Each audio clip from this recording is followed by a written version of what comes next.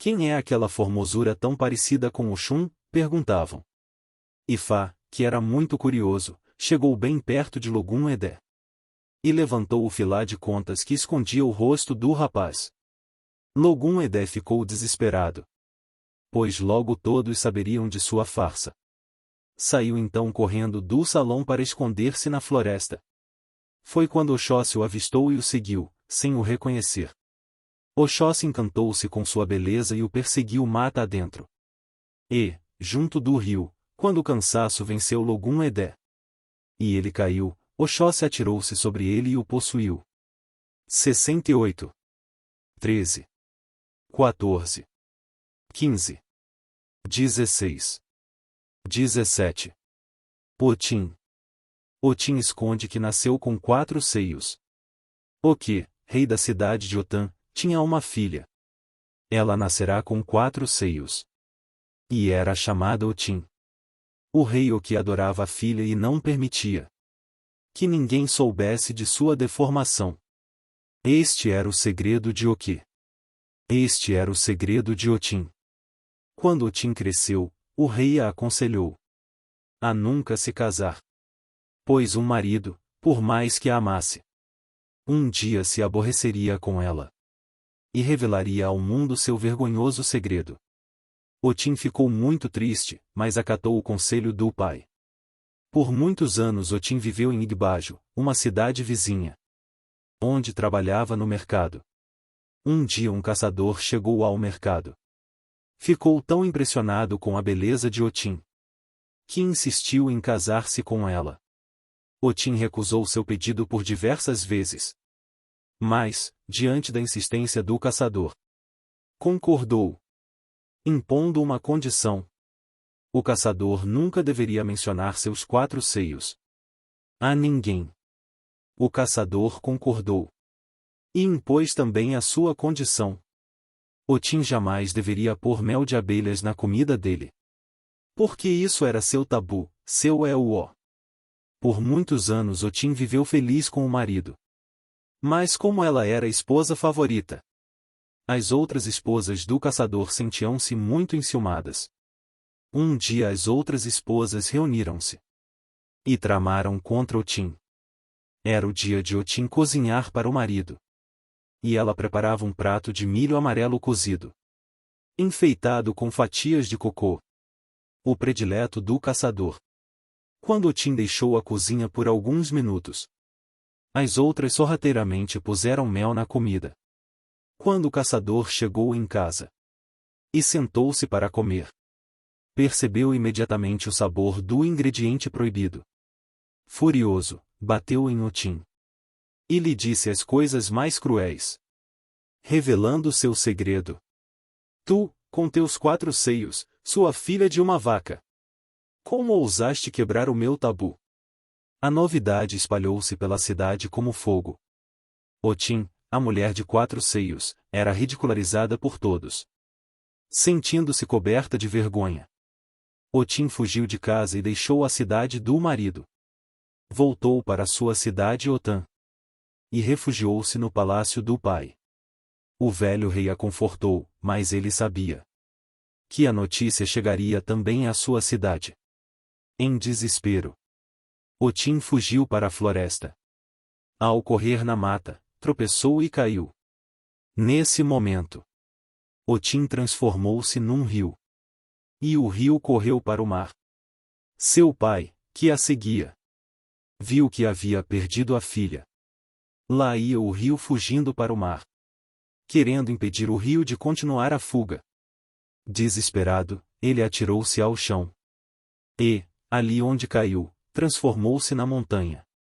Ali estava o que? A montanha, impedindo o caminho do rio Otim para o mar. Mas Otim contornou a montanha e seguiu seu curso.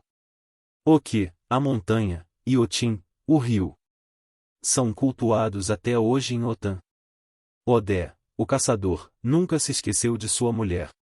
69. Otim aprende a caçar com Oxóssi. Otim era um rapaz cheio de segredos. Misterioso e arredio, vivia escondido no palácio. Não tinha amigos, nem amores. Nem mesmo uma ocupação que o alegrasse para a vida. Ninguém no palácio deixava Otim em paz. Convidando-o para festas. Obrigando-o a conhecer gente que não lhe interessava. Um dia Otim montou em seu cavalo. E fugiu. Deixou para trás tudo o que era seu. E embrenhou-se na mata que cercava a cidade. Pensando que ali poderia, finalmente, viver solitário, como era seu desejo. Mas Otim fora um filho mimado. E nunca tinha tido que trabalhar para viver. Logo descobriu que estava sozinho, sim. Como sempre desejara estar. Mas que tinha fome. E não sabia como preparar comida. E muito menos como obter o que comer. Otim estava cansado, faminto e sedento. Deitou-se junto a um tronco. Dormiu e sonhou. Sonhou que um caçador mandava que fizesse um ebó, oferecendo suas roupas e sua faca. Tudo o que ele tinha para defender-se na floresta. Otim acordou assustado e fez o que lhe fora recomendado. Tirou suas roupas. E as depositou junto com a faca. Sob uma densa moita de arbustos. À beira de um riacho. Tudo o que Otim sempre escondera. Agora estava à mostra. Mas, por alguma razão, ele não se envergonhou de seu corpo de donzela. O segredo que o fazia tão infeliz e solitário. Foi neste exato momento que surgiu da mata o caçador. Era Oxóssi, com seu ofá, carregando preais recém-caçados. Oxóssi tomou a faca do ebó. E com ela abriu os animais. Com as peles cobriu Otim. Com as carnes o alimentou. Nunca perguntou nada a Otim. O novo habitante da floresta passou a acompanhar o caçador. E com ele foi aprendendo a arte de caçar. Como sentir no ar a presença da caça. Como preparar uma tocaia. Ali ficando imóvel e atento por horas a fio. Como escolher a flecha certa para cada animal. Como decidir o momento do disparo. Como abrir o animal e separar a pele. As carnes, o resto. Como acondicionar e cozinhar a presa. E assim por diante. Quando Otim já era um caçador completo, partiu em busca de seus próprios caminhos. Mas até hoje eles às vezes se juntam para caçar. Quando passa um bando de odéis pelas cidades, carregando seus ofais, suas peles e seus bichos abatidos. Há quem reconheça, entre eles, as figuras de Otim e de Oxóssi.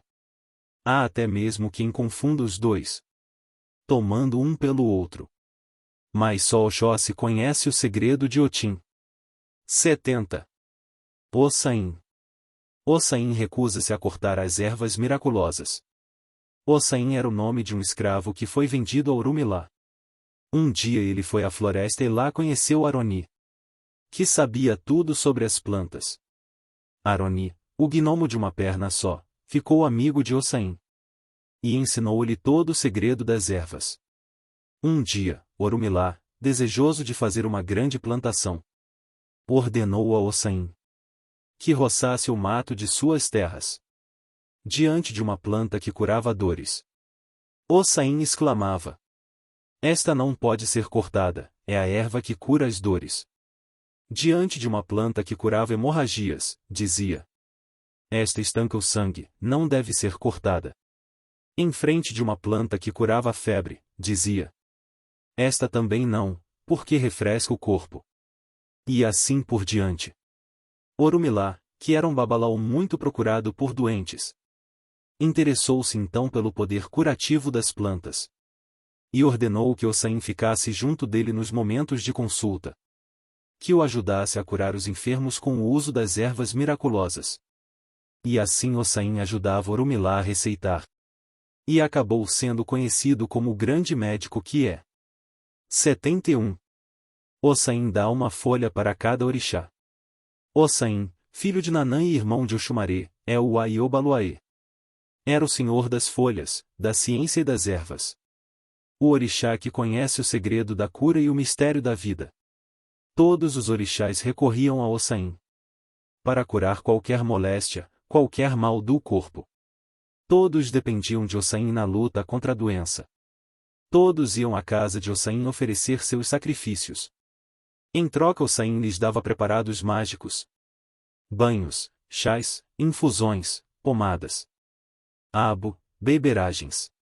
Curava as dores, as feridas, os sangramentos, as disenterias, os inchaços e fraturas. Curava as pestes, febres, órgãos corrompidos. Limpava a pele purulenta e o sangue pisado. Livrava o corpo de todos os males. Um dia Xangô, que era o deus da justiça, julgou que todos os orixás deveriam compartilhar o poder de Hossain, conhecendo o segredo das ervas e o dom da cura. Xangô sentenciou que Hossain dividisse suas folhas com os outros orixás. Mas Hossain negou-se a dividir suas folhas com os outros orixás. Xangô então ordenou que Yansan soltasse o vento e trouxesse ao seu palácio todas as folhas das matas de Hossain, para que fossem distribuídas aos orixás. Yansan fez o que Xangô determinará. Gerou um furacão que derrubou as folhas das plantas e as arrastou pelo ar em direção ao palácio de Xangô. Hossain percebeu o que estava acontecendo e gritou: "É o Euaçá! As folhas funcionam!" Hossain ordenou às folhas que voltassem às suas matas. E as folhas obedeceram às ordens de Hossain. Quase todas as folhas retornaram para Hossain. As que já estavam em poder de Xangô perderam o axé. Perderam o poder de cura. O orixá-rei, que era um orixá justo, admitiu a vitória de Hossain. Entendeu que o poder das folhas devia ser exclusivo de Hossain, e que assim devia permanecer através dos séculos. Hossain, contudo, deu uma folha para cada orixá. Deu uma Ewe para cada um deles. Cada folha com seus axés e seus ofós, que são as cantigas de encantamento, sem as quais as folhas não funcionam. Hossain distribuiu as folhas aos orixás, para que eles não mais o invejassem. Eles também podiam realizar proezas com as ervas. Mas os segredos mais profundos ele guardou para si. Hossain não conta seus segredos para ninguém. Hossain nem mesmo fala. Fala por ele seu criado Aroni. Os orixás ficaram gratos a Hossain, e sempre o reverenciam quando usam as folhas. 72. Hossain cobra por todas as curas que realiza. Desde pequeno Hossain andava metido mata adentro. Conhecia todas as folhas e seus segredos. De cada qual sabia o encantamento apropriado. Sabia empregá-las na cura de doenças e outros males. E com elas preparava beberagens, banhos e ungüentos, que carregava consigo em miraculosas cabacinhas. Um dia Hossain resolveu partir pelo mundo, sempre portando seus mágicos atóis, as cabacinhas. Sua fama o antecipava. Por onde andava era aclamado o grande curandeiro. Certa vez salvou a vida de um rei, que em troca quis lhe dar muitas riquezas. Hossain não aceitou nada daquilo. Somente recebia os honorários justos, que eram pagos a qualquer médico ou feiticeiro. Tempos depois sua mãe caiu enferma, e seus irmãos foram buscá-lo para tratar dela. Hossain chegou com suas folhas e atóis de remédios, mas estipulou um pagamento de 7 búzios pela cura. Os irmãos se espantaram com a exigência. Porém, mesmo a contragosto, pagaram a quantia pedida. E a mãe foi salva. O dinheiro era parte da magia, que tem seus encantamentos, fórmulas e preceitos, que nem mesmo Hossain pode mudar. Hossain curou a mãe e seguiu o seu caminho, como a folha que é livre e o vento leva. 73. Hossain imita um pássaro e casa com a filha do rei. Um rei decidiu casar a sua filha mais velha. Dá-la-ia em casamento ao pretendente, que adivinhasse o nome de suas 3 filhas. Hossain aceitou o desafio. À tarde, Hossain saiu sorrateiro por trás do palácio. Subiu no pé de Obi e se escondeu entre seus galhos. Quando as 3 princesinhas saíram para brincar, foram surpreendidas por um canto que vinha daquela árvore. Era o canto de pássaro irresistível.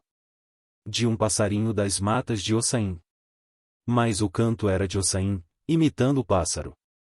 O passarinho brincou com as 3 princesas. E conseguiu assim saber o nome delas. Aiodele, Omidele e Onan-Inã. Eram estes os nomes das filhas do rei. Sua esperteza havia dado certo. No dia seguinte Ossain foi ao rei. E declamou a ele o nome das princesas. Ossain então casou-se com a mais velha. Sua esperteza havia dado certo. Ossain desde então é identificado com o pássaro. 74. Ossain vinga-se dos pais por o deixarem nu. Quando Ossain nasceu, seus pais não lhe deram roupa alguma. De modo que ele foi criado andando sempre nu. Ossain foi crescendo e com ele seu ressentimento. Logo que pôde, Ossain fugiu de casa. Embrenhando-se na floresta, onde podia esconder sua nudez. Cobrindo suas vergonhas com folhas do mato. No mato Ossain aprendeu muitos encantamentos. Que aplicou contra o pai, desejoso de vingança. O pai ficou doente, não podendo respirar. Como ninguém conseguia curar o homem. Foram procurar Ossain, para saber o que fazer com o velho. Ossain disse que o pai tinha uma roupa. Uma calça e um gorro, que devia dar a ele, Ossain. Assim foi feito e o velho se curou. Depois que Ossain manipulou o seu ebó. Ossain podia então andar vestido. Não tendo mais que se cobrir com folhas. Então foi a vez da mãe. Ossain fez um trabalho no mato. E sua mãe foi acometida de incuráveis dores de barriga. Ossain saiu pelo mundo e mensageiros foram procurá-lo. Aos mensageiros que queriam saber o que fazer com a mãe. Disse Ossain ter ela um pano que devia dar a ele. Um pano de listras brancas, pretas e vermelhas. Assim foi feito e a mulher sarou. Tempo depois, Ossain teve um filho. E pensou que seu filho poderia fazer a ele o que ele fizera com seus pais. Ele matou o filho e queimou seu corpo, guardando o pó preto que sobrou da combustão. Foi com esse pó que, anos mais tarde, o rei foi curado por Ossain. E o rei, em sinal de gratidão e apreço, pediu a Ossain que ficasse a seu lado para sempre, dividindo com ele suas riquezas. 75. Ossain vem dançar na festa dos homens. Houve um tempo em que os deuses não atendiam mais aos pedidos dos homens. Tudo o que era pedido saía às avessas. Os homens, então, organizaram festas para os orixás. Cada semana um orixá era homenageado. Assim andavam as coisas quando um babalaô advertiu: nós teremos uma surpresa vinda do mundo dos orixás. Certa noite, quando estavam homenageando Ossain, a festa foi interrompida pela chegada de um homem estranho, de traje e modos nobres, montado em um antílope. Os homens não o reconheceram, mas o receberam muito bem, pois parecia ser alguém importante, apesar de ter uma perna só. Os sacerdotes mostraram-lhe todo o lugar e contaram-lhe seus problemas em relação aos deuses. A festa recomeçou muito animada. E o estranho homem era o que mais dançava. Ele parecia nunca se cansar. Quando ele já havia dançado toda a noite, e todos já estavam exaustos, a montaria do homem falou: vamos, já está na hora de voltarmos. Ele foi embora e todos ficaram admirados em ver um animal falar. Os homens, então, descobriram que aquele homem que viera dançar era Ossain. Ossain gosta de passar despercebido. Ossain também gosta de fazer surpresas. Ele viera dançar com os homens. E quem sabe levaria os seus pedidos aos outros orixás. 76. Ossain tem as suas oferendas rejeitadas por Orumilá. Era o dia da grande festa em homenagem a Orumilá. Ossain, que recebeu de Orumilá o poder sobre as folhas, estava na porta de sua casa, muito triste e preocupado. Por ali passou Xangô, que perguntou a Ossain o que estava acontecendo. Qual o motivo de tanta tristeza? Ossain respondeu que estava triste, Por que não poderia ir à festa de Orumilá? Naquele ano sua plantação só tinha dado abóboras. E os inhames, que era o que ele deveria levar para Orumilá, eram muito poucos, quase nada. Xangô disse que isso não tinha importância. E que ele deveria ir assim mesmo. Ossain, desolado, disse que não queria ir. Mas pediu a Xangô que entregasse seus inhames e suas abóboras para Orumilá. Quando Xangô chegou ao palácio de Orumilá, todos os orixás lá estavam. Eles haviam trazido grandes quantidades de inhame, o suficiente para abarrotar muitas tulhas. Xangô descarregou-os dele e fez o seu monte, juntando aos seus os inhames de Ossain. Depois pegou só as abóboras de Ossain e fez um outro monte. Orumilá viu a pilha de inhames que Xangô havia trazido e ficou muito satisfeito. Depois viu o monte de abóboras ao lado e perguntou a Xangô de quem vinham. Xangô, com mal disfarçada expressão de reprovação, respondeu que as abóboras eram presente de Ossain. Orumilá recusou a oferenda e mandou devolver as abóboras a Ossain. Ossain ficou muito triste quando viu as abóboras de volta. Desde o episódio da devolução das abóboras, Ossain começou a passar por necessidade. Quase nem tinha o que comer. Alguns dias depois, Ossain estava com tanta fome que resolveu cozinhar uma das abóboras rejeitadas por Orumilá. Quando abriu a abóbora, Ossain tomou um grande susto. Em vez de sementes, seu interior estava recheado de dinheiro. Ossain, então, partiu outra abóbora e mais outra. E todas estavam repletas de dinheiro. Ossain, que era pobre, tinha riqueza dentro de casa e não sabia. Com as suas abóboras Ossain tornou-se rico e respeitado. 77. Ossain é mutilado por Orumilá. Ossain vivia numa guerra não declarada contra Orumilá, procurando sempre enganá-lo, preparando armadilhas, para transtorno do velho. Um dia Orumilá foi consultar Xangô para descobrir quem seria aquele inimigo oculto que o atormentava. Xangô aconselhou-o a fazer oferendas. Devia oferecer 12 mechas de algodão em chamas e 12 pedras de raio, Edum Ará. Se isso fosse feito, seria desvendado o segredo. Ao iniciar o ritual, Orumilá invocou o poder do fogo. No mesmo momento, Ossain andava pela mata procurando novamente algo para enfeitiçar Orumilá. Ossain foi surpreendido por um raio que lhe mutilou o braço e a perna e o cegou de um olho. Orumilá seguiu para o local onde se via o fogo e ouviu gemidos do aleijado. Ao tentar ajudar a vítima, encontrou Ossain, descobrindo por fim quem era seu misterioso inimigo. 78. 18. 19. Iroko. Iroko castiga a mãe que não lhe dá o filho prometido. No começo dos tempos, a primeira árvore plantada foi Iroko. Iroko foi a primeira de todas as árvores. Mais antiga que o mogno, o pé de obi e o algodoeiro. Na mais velha das árvores de Iroko, morava seu espírito. E o espírito de Iroko era capaz de muitas mágicas e magias. Iroko assombrava todo mundo, assim se divertia. À noite saía com uma tocha na mão, assustando os caçadores. Quando não tinha o que fazer, brincava com as pedras que guardava nos ocos de seu tronco. Fazia muitas mágicas, para o bem e para o mal. Todos temiam Iroko e seus poderes. E quem o olhasse de frente enlouquecia até a morte. Numa certa época, nenhuma das mulheres da aldeia engravidava. Já não havia crianças pequenas no povoado. E todos estavam desesperados. Foi então que as mulheres tiveram a ideia de recorrer aos mágicos poderes de Iroko. Juntaram-se em círculo ao redor da árvore sagrada, tendo cuidado de manter as costas voltadas para o tronco. Não ousavam olhar para a grande planta face a face, pois os que olhavam Iroko de frente enlouqueciam e morriam.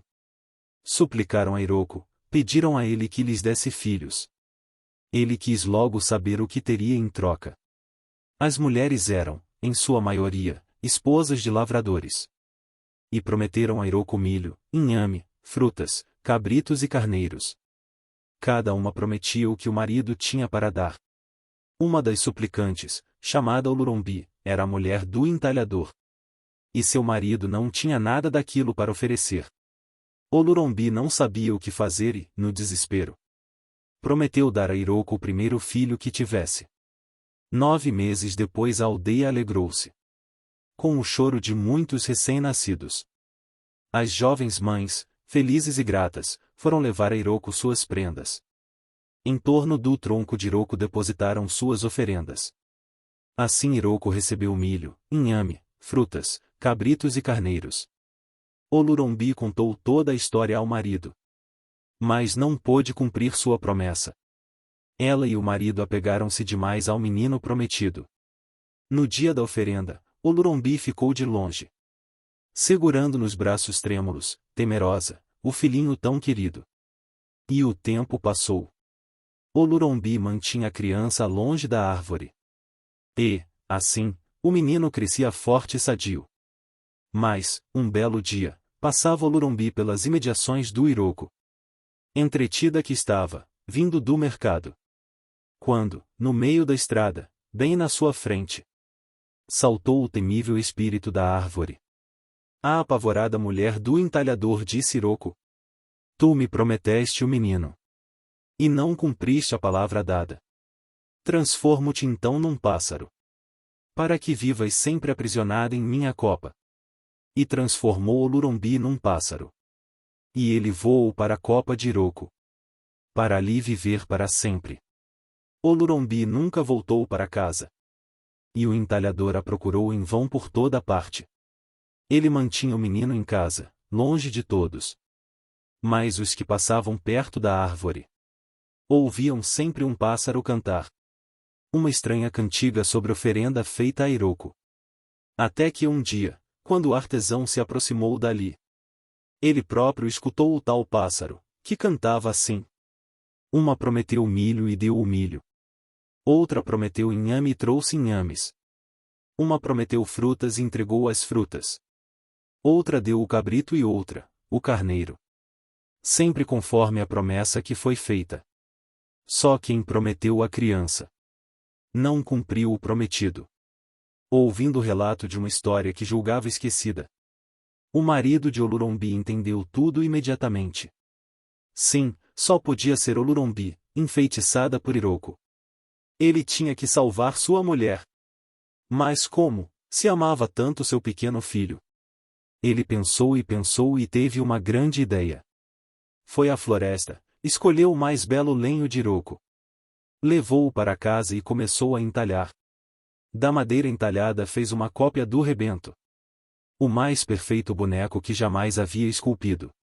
Fez o boneco com os doces traços do filho. Sempre alegre, sempre sorridente. Depois poliu e pintou o boneco com esmero, preparando-o com a água perfumada das ervas sagradas. Vestiu a figura de pau com as melhores roupas do menino. E a enfeitou com ricas joias de família e raros adornos. Quando pronto, ele levou o menino de pau a Iroko e o depositou aos pés da árvore sagrada.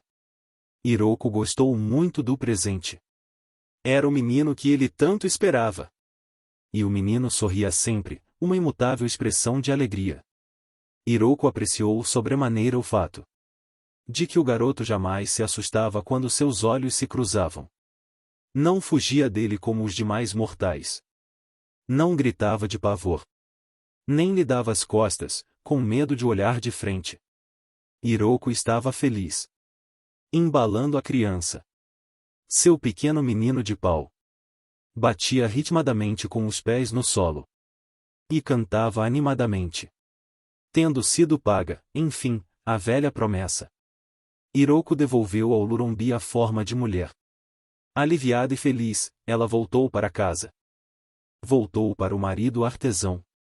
E para o filho, já crescido e enfim livre da promessa. Alguns dias depois, os três levaram para Iroko muitas oferendas. Levaram ebós de milho, inhame, frutas, cabritos e carneiros. laços de tecido de estampas coloridas para adornar o tronco da árvore. Eram presentes oferecidos por todos os membros da aldeia. Felizes e contentes com o retorno de Olurumbi. Até hoje todos levam oferendas a Iroko. Porque Iroko dá o que os devotos pedem. E todos dão para Iroko o prometido. 79.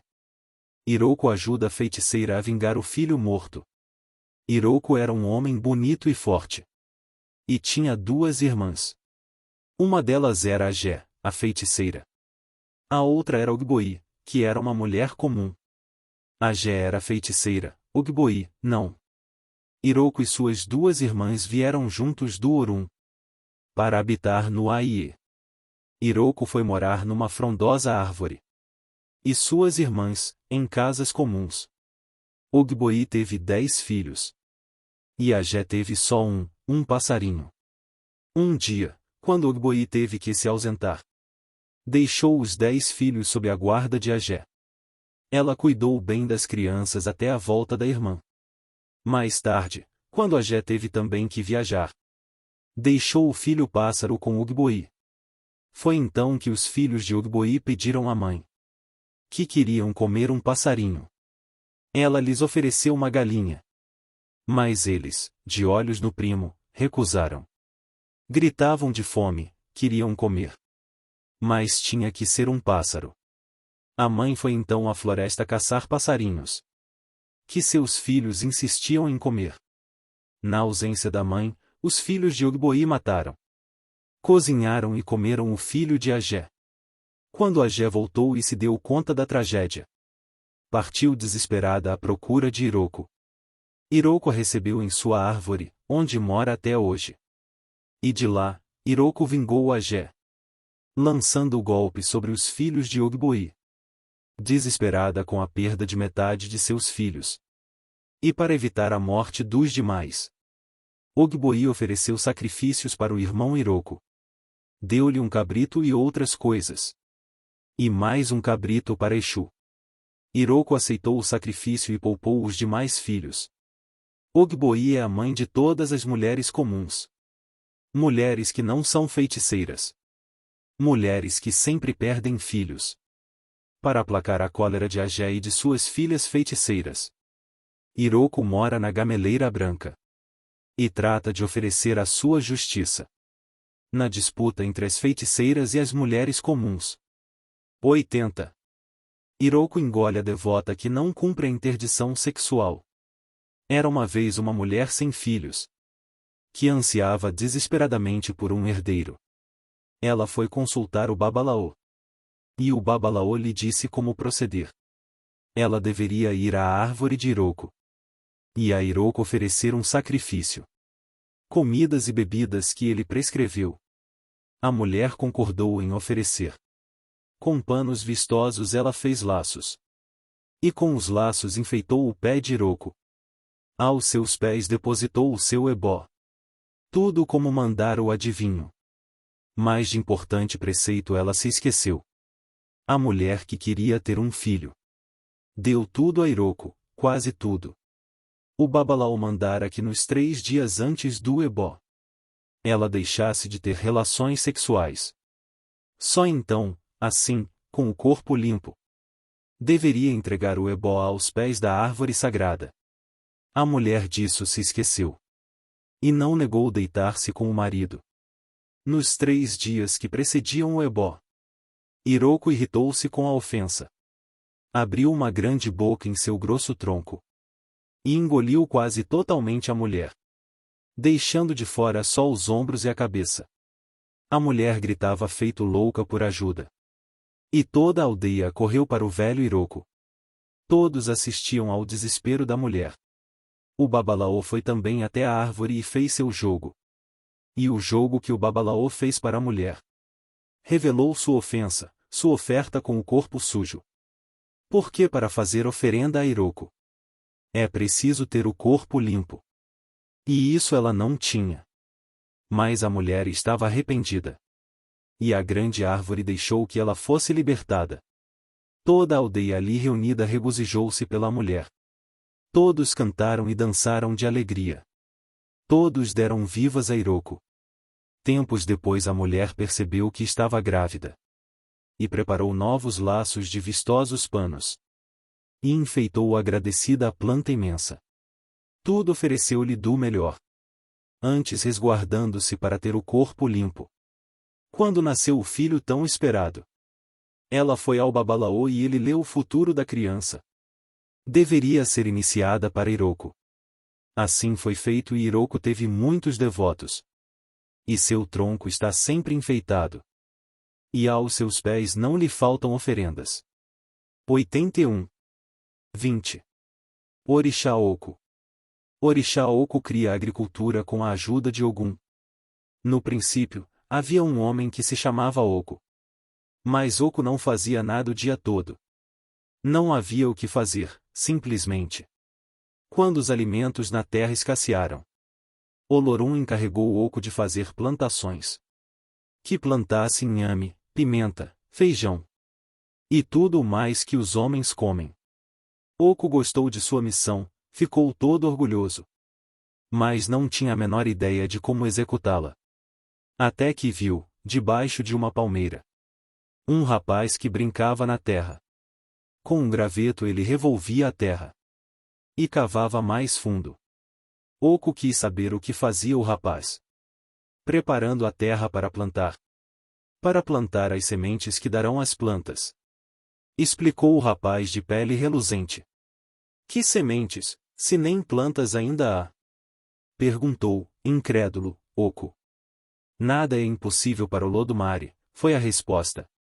Começaram então a cavar juntos a terra. O graveto que usavam como ferramenta quebrou-se. E passaram então a usar lascas de pedra. O trabalho, entretanto, não o rendia. E Oko saiu à procura de alguma maneira mais prática. Outro dia, quando Oko voltou sem solução, o rapaz tinha feito fogo, protegendo-o com lascas de pedra. Viram então que a pedra se derretia no fogo. A pedra líquida escorria em filetes que se solidificavam. Que ótimo instrumento para cavar! Descobriu efusivamente o inventivo rapaz. Ele pôde então usar o fogo e fazer lâminas daquela pedra. E modelar objetos cortantes. E ferramentas pontiagudas. Ele fez a enxada, a foice. E fez a faca e a espada. E tudo o mais que desde então o homem faz de ferro. Para transformar a natureza e sobreviver. O rapaz era Ogum, o orixá do ferro. Juntos revolveram a terra e plantaram. E os alimentos foram abundantes. E a humanidade aprendeu a plantar com eles. Cada família fez a sua plantação, sua fazenda. E na terra não mais se padeceu de fome. E Oko foi festejado como orixá Oko. O orixá da fazenda, da plantação. Pois fazenda é o significado do nome Oko. E Ogum e orixá Oko foram homenageados. E receberam sacrifícios como os patronos da agricultura. Pois eles ensinaram o homem a plantar. E assim superar a escassez de alimentos. E derrotar a fome. 82. Orixá Oko é condenado a trabalhar a terra. Orixá Oko era filho de Iemanjá e Obatalá. Obatalá partiu e deixou o filho com Iemanjá.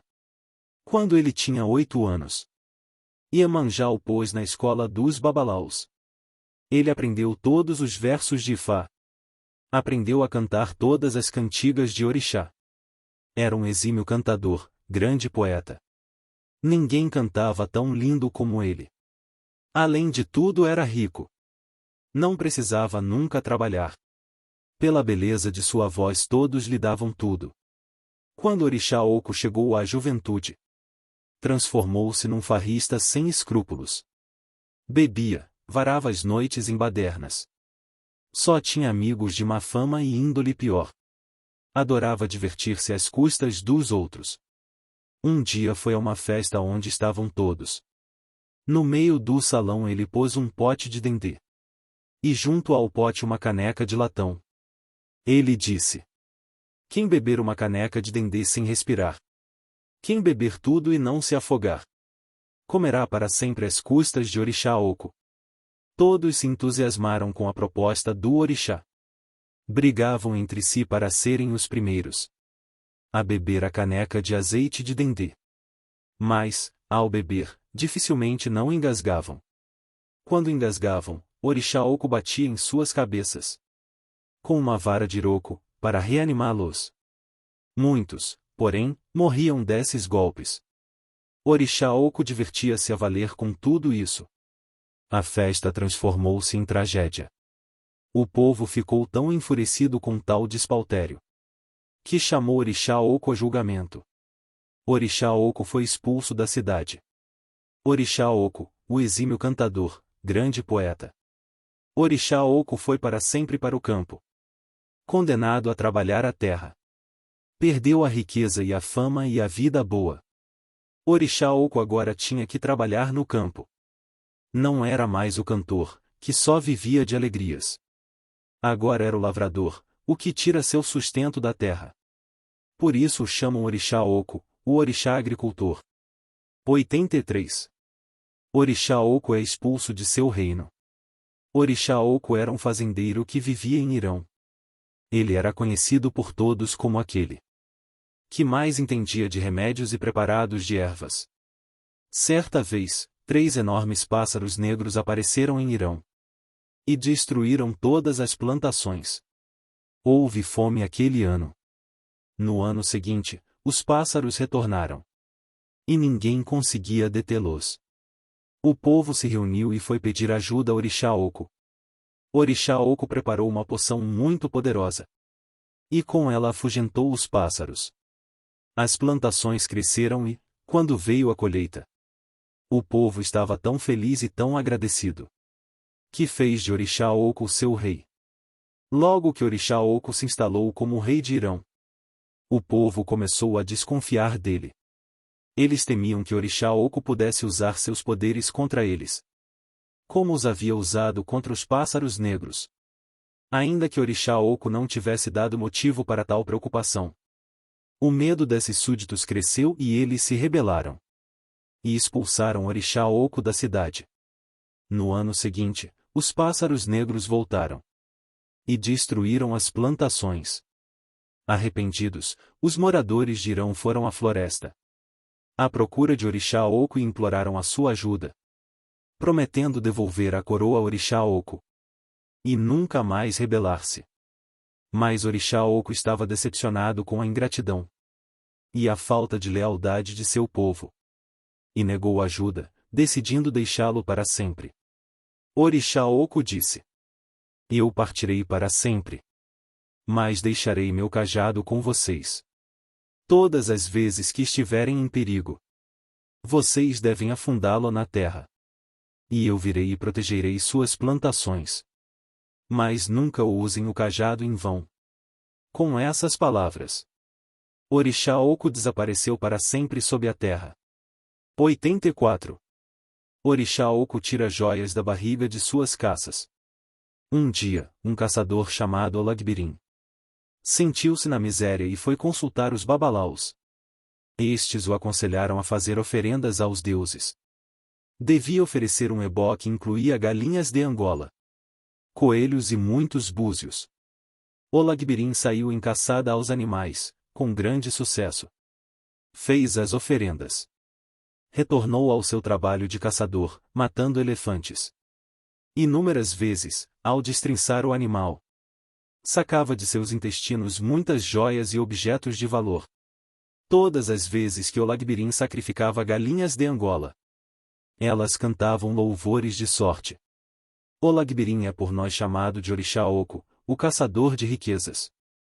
Sempre que lhe oferecemos galinhas de Angola, elas gritam louvores de sorte, anunciando filhos e dinheiro. Orixá Oco é aquele que traz a riqueza aos campos. Orixá Oco, orixá agricultor. 85. Orixá Oco julga os praticantes de feitiçaria. Era Orixá Oco um velho e solitário caçador, que vivia na companhia de seu cão, sempre andando pelos campos tocando pífaro, cuja melodia encantava a todos. Quando Orixá Oco se perdia na floresta, ele tocava seu pífaro e o cão, inebriado pela doce melodia, Conduzia-o de volta à sua casa. Todos o achavam estranho e misterioso por seus modos. Quando ficou demasiado velho para caçar, Oco retirou-se a uma caverna, onde foi viver com seu cachorro. Todos o achavam mais misterioso ainda. Mas, como reconheciam que era um homem sábio e prestativo, todos iam à caverna para ouvir seus conselhos. Logo tornou-se o mais prestigiado dos videntes. Naquele tempo, a feitiçaria era proibida. E ninguém podia fazer mal a ninguém usando poderes mágicos. Quando alguém era acusado de feitiçaria, era levado à presença do velho caçador, que o julgava. Se o acusado fosse considerado culpado, era condenado à morte. No fundo da caverna de Oco morava uma criatura. E a criatura cortava a cabeça do condenado e a fazia rolar da caverna morro abaixo. Orixá Oco, o velho caçador, vive sozinho. Mas tem seu pífaro e um cão por companhia. Todos o consideram um homem misterioso e sábio. E vão sempre à sua procura em busca de conselhos. 86. Orixá Oco recebe de Obatalá o poder sobre as plantações. Obatalá tinha grandes plantações de inhame. O inhame era fruto sagrado, tinha poderes mágicos. De noite falava como gente. E também podia fazer com que homens e mulheres falassem durante o sono, revelando suas intimidades. Obatalá precisava de alguém que cuidasse e supervisionasse os cultivos de inhame. Teria que ser alguém muito discreto, pois essa atividade deveria ser feita mediante uma fórmula secreta. O escolhido não poderia ser festeiro nem mulherengo. Obatalá se decidiu por Orixá Oco. Era um jovem conhecido por ser muito sério. E conhecido também por ser casto. Mas, antes disso, ele conhecera a vida dos prazeres. E experimentara tudo que faz um homem se perder. Orixá Oco cuidou dos inhames de Obatalá. E não deixou que lhes revelassem os mistérios. Foi assim que os inhames cresceram debaixo da terra, sem que ninguém soubesse como. Obatalá ficou feliz com a tarefa cumprida por Oco. E deu a ele todo o domínio da agricultura. 87. Orixá Oco desaparece e deixa o cajado em seu lugar. Tempos atrás, nos campos próximos à cidade de Irão, vivia um homem muito velho. Ele não havia nascido na terra. Havia descido do céu. Esse homem extremamente velho tinha muitos filhos e descendentes que não viviam como ele nos campos cultivados. Viviam na cidade de Irão. Quando os seus vieram ao campo visitá-lo, eles o viam algumas vezes e outras vezes não conseguiam vê-lo. Isso acontecia porque o velho às vezes queria ser visto e às vezes não. Ele era tão velho. Para caminhar necessitava da ajuda de um cajado. Caminhava lentamente com seu cajado, passo a passo. Quando se cansava, ele se agachava para descansar. E ao recuperar suas forças continuava caminhando muito lentamente, olhando à direita e à esquerda. Assim ele percorria lentamente todos os campos, para ver se tudo estava em ordem. Quando ele ficou velho e debilitado demais, seus descendentes vieram da cidade e lhe disseram: a vida não é boa para ti no campo. Vem conosco para a cidade. Nós cuidaremos bem de ti. De início, o velho recusou. Mas depois eles o convenceram. E ele seguiu muito lentamente para a cidade, onde passou a morar com seus filhos. Um dia, chegou à cidade um homem. Vinha das terras que o velho percorria outrora. Chegou à cidade com uma carga. Um cesto cheio de frutos da terra e galinhas. O homem perguntou à gente da cidade: teria vindo para esta cidade um homem muitíssimo velho? Onde ele mora? Os moradores da cidade mostraram onde ele morava. Pouco tempo depois, outro homem veio do campo. Trazia presentes, procurando pelo velho. Assim, foram vindo cada vez mais homens do campo para trazer presentes para o velho na cidade. Os moradores da cidade começaram a dizer: Que homem impressionante este! A quem a gente do campo traz tantos presentes? Nós também queremos vê-lo. E assim, alguns moradores da cidade foram visitar o velho. E levaram para ele muitas oferendas. Logo, mais e mais pessoas levavam presentes para ele. Até que o velho passou a ser homenageado por todos os habitantes da cidade. Um dia, o velho morreu. Quando quiseram enterrá-lo, descobriram que seu corpo havia desaparecido. Restava apenas o cajado em que se apoiara por toda a sua vida. O povo passou, então, a dedicar ao cajado todas as homenagens que antes eram rendidas ao velho. O velho homem era o orixá Oco. E a partir de então, todas as pessoas da cidade e do campo depositam suas oferendas no local onde ficou seu cajado. Todos os anos, uma grande festa é realizada em sua homenagem. Muitos presentes e iguarias para o orixá da agricultura. 88. Ouro. Ouro é traído pela mulher e se afasta do mundo. Era uma vez um grande caçador que gostava de andar pelo mundo sem parar. Seu nome era Ouro. E era filho de Iemanjá. Ouro viajava, caçava e conquistava seus amores. Todas as mulheres tinham uma queda por Ouro. E ele adorava estar em sua companhia. Um dia Ouro achou que era hora de assentar na vida. Ouro casou-se. Era então o caçador pacato, que esperava ansioso o nascimento do seu primogênito. Mas sua mulher o traiu e abortou seu filho. Ouro não a perdoou. E desde então odiou as mulheres. Retirou-se para as matas que cercavam a cidade. E nunca mais mulher alguma o viu.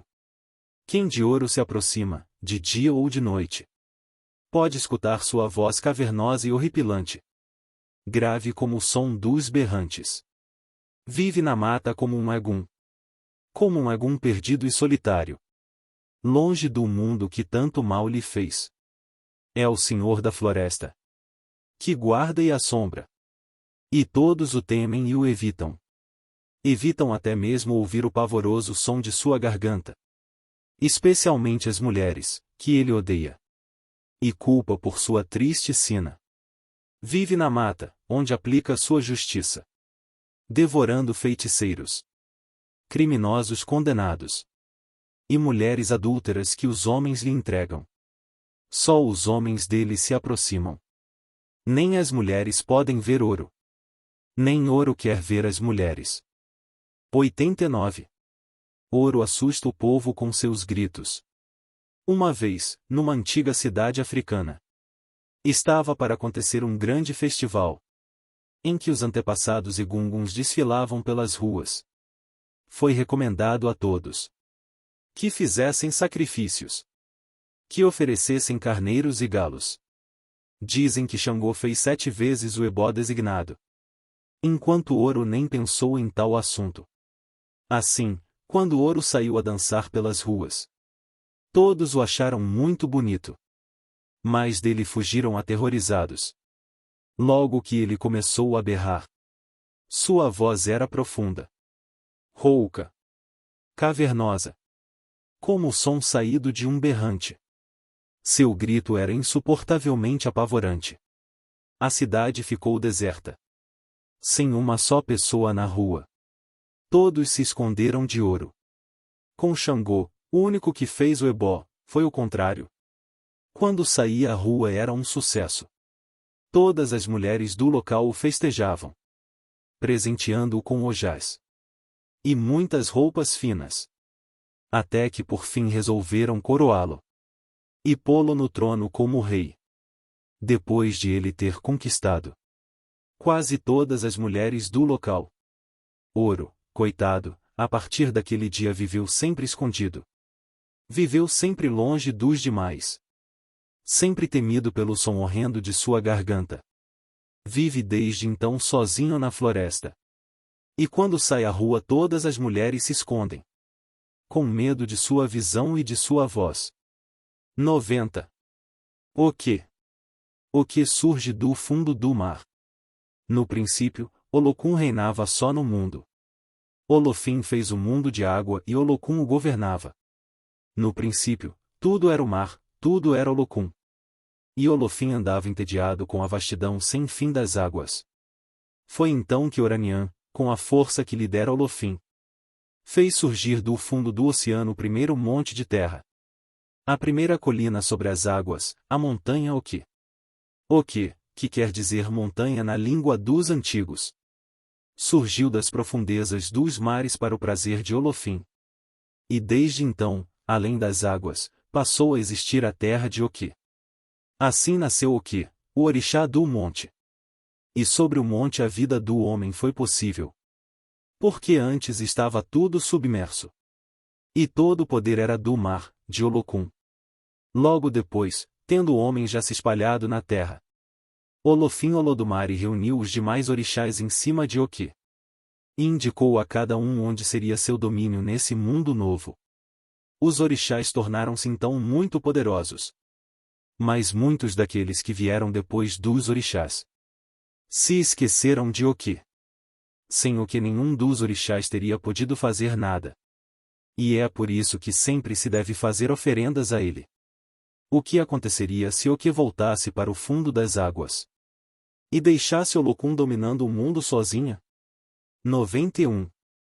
Oki salva seus súditos dos invasores.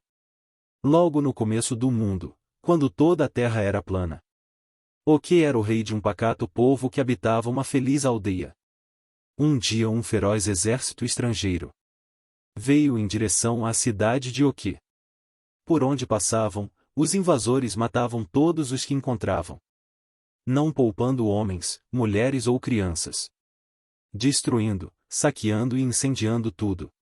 Os inimigos já estavam prestes a alcançar as portas da cidade.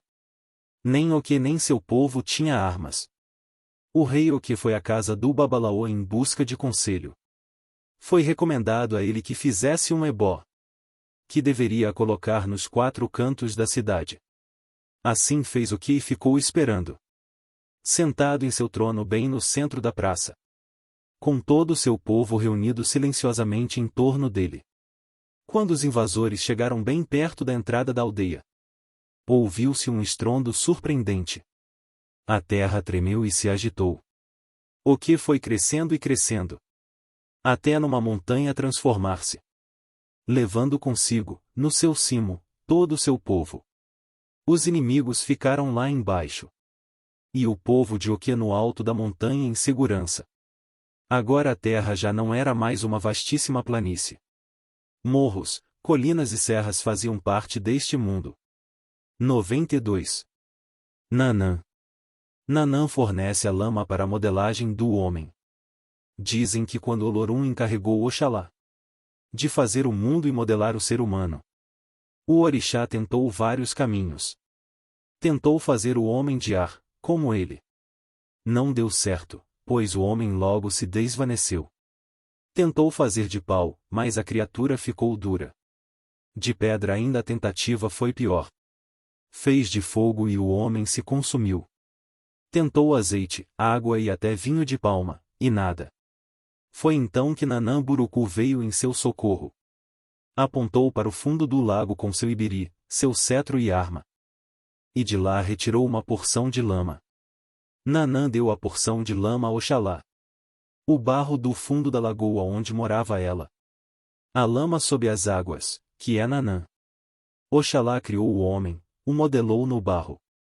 Com o sopro de Olorum ele caminhou. Com a ajuda dos orixás povoou a terra. Mas tem um dia que o homem morre. E seu corpo tem que retornar à terra. Voltar à natureza de Nanã Burucu. Nanã deu a matéria no começo, mas quer de volta no final tudo o que é seu. 93. Nanã esconde o filho feio e exibe o filho belo. Conta-se que Nanã teve 2 filhos.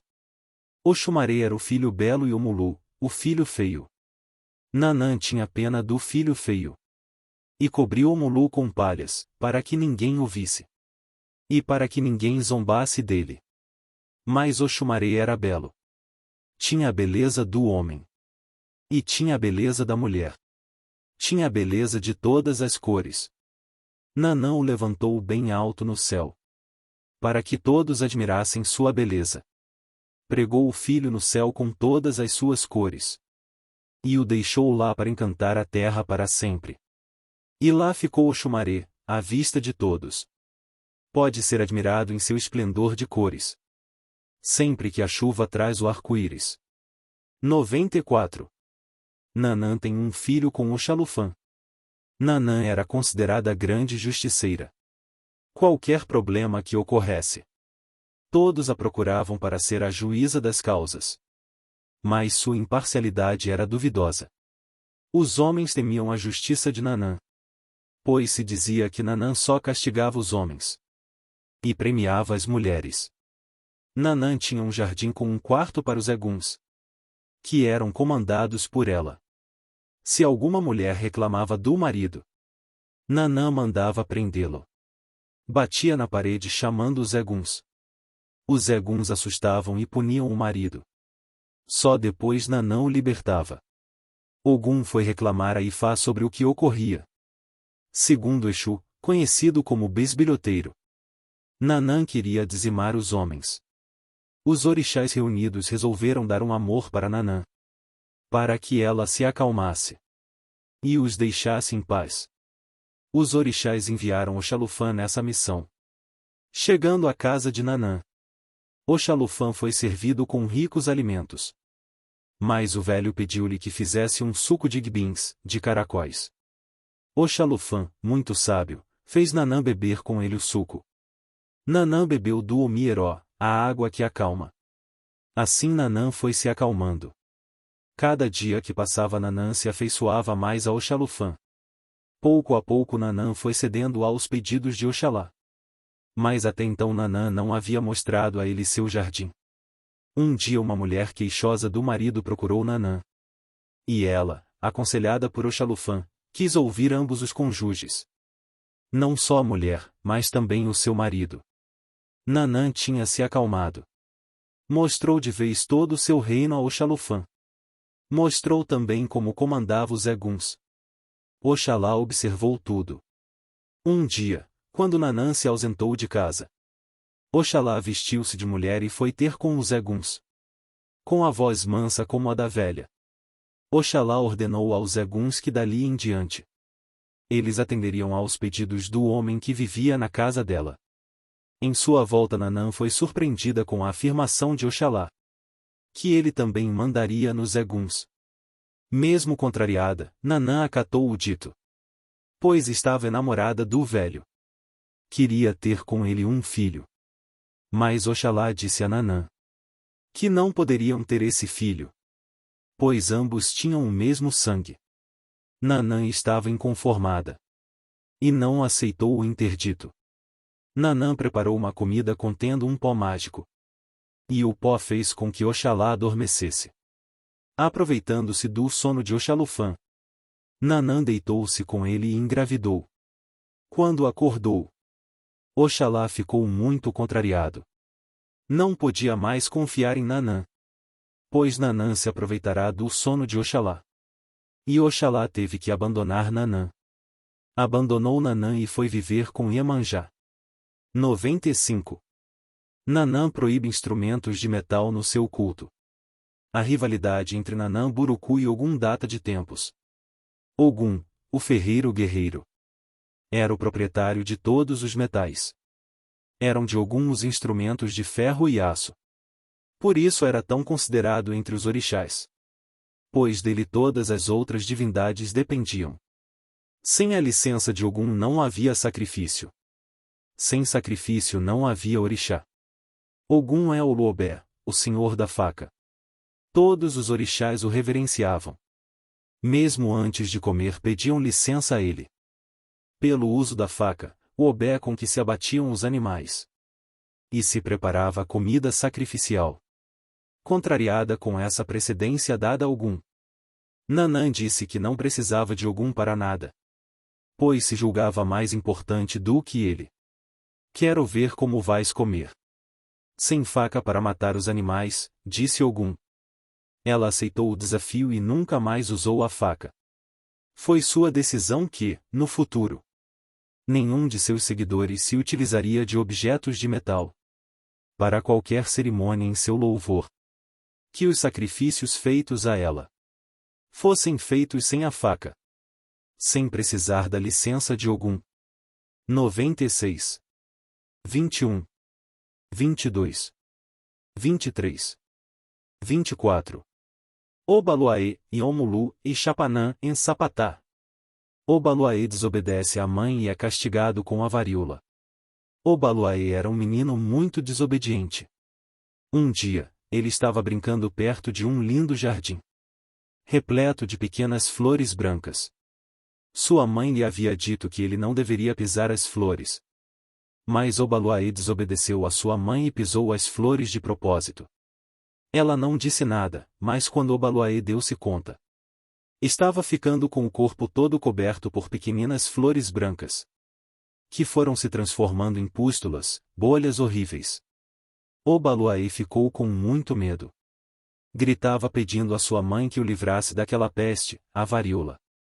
A mãe de Obaluaê lhe disse que aquilo acontecerá como castigo porque ele havia sido desobediente.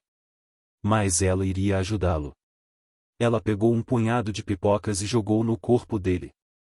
E, como por encanto, as feridas foram desaparecendo. Obaluaê saiu do jardim tão bom como quando havia entrado. 97. Omulu cura todos da peste e é chamado Obaluaê. Quando Omulu era um menino de uns 12 anos, saiu de casa e foi para o mundo para fazer a vida. De cidade em cidade, de vila em vila, ele ia oferecendo seus serviços, procurando emprego. Mas Omulu não conseguia nada. Ninguém lhe dava o que fazer, ninguém o empregava. E ele teve que pedir esmola. Mas ao menino ninguém dava nada. Nem do que comer, nem do que beber. Tinha um cachorro que o acompanhava e só. Omulu e seu cachorro retiraram-se no mato e foram viver com as cobras. Omulu comia o que a mata dava: frutas, folhas, raízes. Mas os espinhos da floresta feriam o menino. As picadas de mosquito cobriam-lhe o corpo. Omulu ficou coberto de chagas. Só o cachorro confortava Omulu, lambendo-lhe as feridas. Um dia, quando dormia, Omulu escutou uma voz: "Estás pronto. Levanta e vai cuidar do povo." Omulu viu que todas as feridas estavam cicatrizadas. Não tinha dores nem febre. Obaluaê juntou as cabacinhas, os atóis, onde guardava água e remédios, que aprenderá a usar com a floresta. Agradeceu ao Olorum e partiu. Naquele tempo uma peste infestava a terra. Por todo lado estava morrendo gente. Todas as aldeias enterravam os seus mortos. Os pais de Omulu foram ao Babalaô. E ele disse que Omulu estava vivo. E que ele traria a cura para a peste. Todo lugar aonde chegava, a fama precedia Omulu. Todos esperavam-no com festa, pois ele curava. Os que antes lhe negaram até mesmo água de beber, agora imploravam por sua cura. Ele curava a todos, afastava a peste. Então dizia que se protegessem, levando na mão uma folha de dracena, o peregum, e pintando a cabeça com efum, ossum e uage. Os pós branco, vermelho e azul usados nos rituais e encantamentos. Curava os doentes e com o xaxará varria a peste para fora da casa, para que a praga não pegasse outras pessoas da família. Limpava casas e aldeias com a mágica vassoura de fibras de coqueiro. Seu instrumento de cura, seu símbolo, seu cetro, o xaxará. Quando chegou em casa, Omulu curou os pais. E todos estavam felizes. Todos cantavam e louvavam o curandeiro. E todos o chamaram de Obaluaê. Todos davam vivas ao Senhor da terra, Obaluaê. 98. Obaluaê tem as feridas transformadas em pipoca por Yansan. Chegando de viagem à aldeia onde nascerá, Obaluaê viu o que estava acontecendo. Uma festa com a presença de todos os orixás. Obaluaê não podia entrar na festa, devido à sua medonha aparência. Então ficou espreitando pelas frestas do terreiro. Ogum, ao perceber a angústia do orixá, cobriu-o com uma roupa de palha que ocultava sua cabeça, e convidou-o a entrar e aproveitar a alegria dos festejos. Apesar de envergonhado, Obaloaiê entrou. Mas ninguém se aproximava dele. Yansan tudo acompanhava com o rabo do olho. Ela compreendia a triste situação de Omulu. E dele se compadecia. Yansan esperou que ele estivesse bem no centro do barracão. O xirê estava animado. Os orixás dançavam alegremente com suas equetes. Yansan chegou então bem perto dele. E soprou suas roupas de mário, levantando as palhas que cobriam sua pestilência. Nesse momento de encanto e ventania, as feridas de Obaloaiê pularam para o alto, transformadas numa chuva de pipocas, que se espalharam brancas pelo barracão. Obaloaiê, o deus das doenças, transformou-se num jovem belo e encantador. Obaloaiê e Yansan Igbalé tornaram-se grandes amigos. E reinaram juntos sobre o mundo dos espíritos, partilhando o poder único de abrir e interromper as demandas dos mortos sobre os homens. 99. Obaloaiê conquista o Daomé. Um dia Obaloaiê saiu com seus guerreiros. Ia em direção à terra dos Maís, no Daomé. Obaloaiê era conhecido como um guerreiro sanguinário, atingindo a todos com as pestes, quando estes se opunham a seus desejos. Os habitantes do lugar, quando souberam de sua chegada, foram em busca de ajuda de um adivinho. Ele recomendou que fizessem oferendas com muita pipoca, inhame pilado, dendê e todas as comidas de que o guerreiro gostasse. Pipocas acalmam Obaloaiê. Disse que seria aconselhável que todos se prostrassem diante dele, que se prostrassem em total submissão. Assim o fizeram. Totó 1. Totó 1. Atoto. Atoto. Respeito. Silêncio. Obaloaiê, satisfeito com a sujeição daquele povo, o poupou. Declarou que a partir daquele dia viveria naquele reino. Assim o fez e em pouco tempo o país tornou-se próspero e rico. Obaloaiê recebeu nas terras Maís o nome de Sapatá. Mesmo assim era preferível chamá-lo de Ainon. Ainon, senhor da terra. Ou Gelulu, senhor das pérolas. Esses diferentes nomes foram adotados por famílias importantes, mas infelizmente provocaram desentendimentos entre elas e os reis do Daomé. Muitas vezes as famílias de Sapatá foram expulsas do reino. E, em represália, muitos reis daumianos morreram de varíola. Tanta discórdia provocou seu nome, que hoje ninguém sabe mais. Qual o melhor nome para se chamar Obaloaiê? 100. Chapanã ganha o segredo da peste na partilha dos poderes. Olodumare, um dia, decidiu distribuir seus bens. Disse aos seus filhos que se reunissem e que eles mesmos repartissem entre si as riquezas do mundo. Ogum, Exu, Orixá Oco, Xangô, Chapanã e os outros orixás deveriam dividir os poderes e mistérios sobre as coisas na terra. Num dia em que Chapanã estava ausente, os demais se reuniram e fizeram a partilha, dividindo todos os poderes entre eles, não deixando nada de valor para Chapanã. Um ficou com o trovão, o outro recebeu as matas. Outro quis os metais, outro ganhou o mar. Escolheram o ouro, o raio, o arco-íris. Levaram a chuva, os campos cultivados, os rios. Tudo foi distribuído entre eles. Cada coisa com os seus segredos. Cada riqueza com o seu mistério. A única coisa que sobrou sem dono, desprezada, foi a peste. Ao voltar, nada encontrou Chapanã para si, a não ser a peste, que ninguém quisera. Chapanã guardou a peste para si, mas não se conformou com o golpe dos irmãos. Foi procurar Orumilá, que lhe ensinou a fazer sacrifícios, para que seu enjeitado poder fosse maior que os dos outros.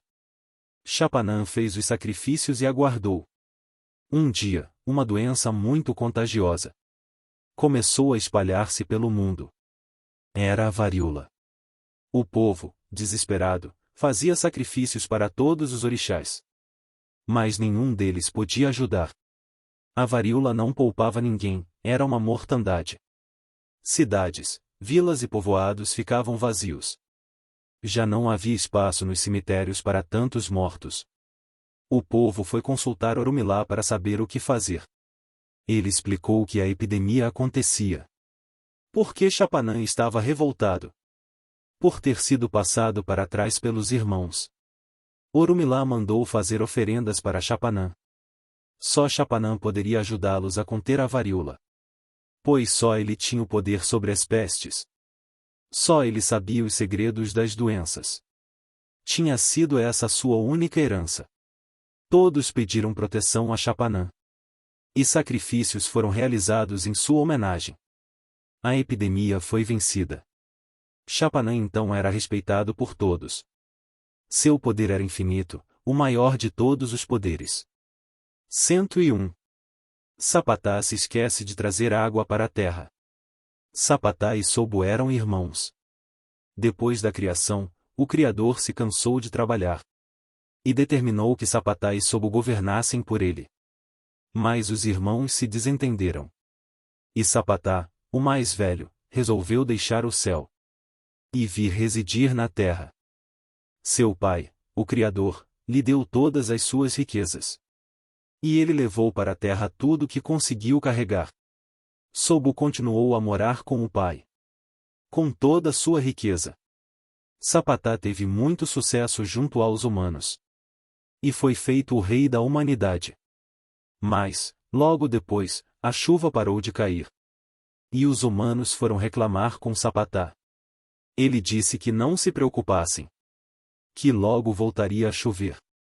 Mais um ano se passou, e mais um. E logo 3 anos e nada de chuva. Nessa época, haviam descido à terra 2 homens, que andavam de lugar em lugar, divulgando as maravilhas de Ifá.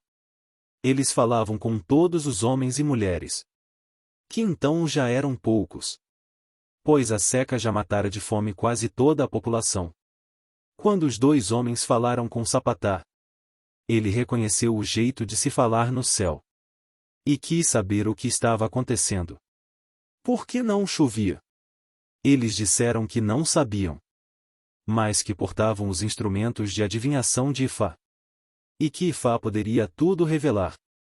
Eles jogaram os 16 caroços de Dendê e disseram que havia uma discórdia. Uma discórdia entre 2 irmãos que desejavam ter as mesmas coisas. Eles disseram que ele fizesse um sacrifício para assim acalmar Sobo, seu irmão mais novo. Assim foi feito e um pássaro foi levar as oferendas. Quando o pássaro chegava ao céu, avisaram Sobo que alguém se aproximava. Para ver quem era, Sobo lançou um relâmpago que iluminou todo o espaço. E ele viu o pássaro de Sapatá. Ele recebeu o sacrifício e mandou dizer a Sapatá que havia sido muito ambicioso, levando com ele quase todas as riquezas do pai deles. Mas tinha igualmente sido muito tolo, pois não levará nem o fogo nem a água. De fato, Sapatá deixará essas coisas para trás, pois elas não couberam em seu saco de riquezas. Sem água e sem fogo ninguém pode governar, ainda que tenha muitas riquezas. Mandou dizer Sobo a Sapatá. O pássaro disse que Sapatá deixava todo o governo do universo para o irmão Sobo, que era o dono do fogo e o dono da água. Naquele momento, uma chuva forte e benfazeja caiu sobre a terra e o mundo voltou à vida normal. Os 2 irmãos se reconciliaram. De vez em quando, Sobo faz sua visita em forma de relâmpago. 102. Sapatá é proibido de viver junto com os outros orixás. Quando viviam na terra, os orixás tinham uma convivência fraterna. Eles se divertiam e celebravam. A vida prosseguia e era boa. Um ano, no tempo da colheita de batata doce, os orixás realizaram um festival. Uma grande quantidade de vinho de palma foi preparada. Os orixás comeram, beberam vinho de palma e dançaram. Somente Sapatá, que detinha o segredo da varíola, não dançou. Tinha uma perna de madeira e movia-se com a ajuda de uma bengala. Então ele sentou-se quieto enquanto as festividades prosseguiam. Mas, como todos os outros, bebeu bastante vinho de palma. Eles começaram a rir, falar alto e gargalhar.